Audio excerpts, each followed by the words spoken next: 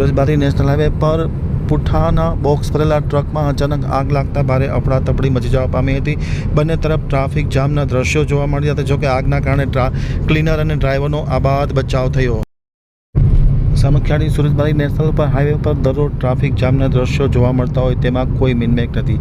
આજે બપોરે 1:30 વાગ્યાના સુમારે સુરજબારી નેશનલ હાઈવે ઉપર અચાનક આઈસર ટ્રકમાં જે પુઠાના બોક્સ ભરેલો ટ્રક હતો તેમાં અચાનક આગ લાગતા ભારે અફડાતફડી મચી જવા પામી હતી. સંપૂર્ણપણે બળીને ખાખ થઈ ગયો હતો. જોકે ટ્રકમાં બેઠેલા ડ્રાઈવર અને ક્લીનરનો આબાદ બચાવ થયો હતો. તેઓ જમ્પ કરી અને નીકળી ગયા હતા, પરંતુ આગ લાગવાના કારણે સંપૂર્ણ બળીને ખાખ થઈ ગયો હતો ટ્રક.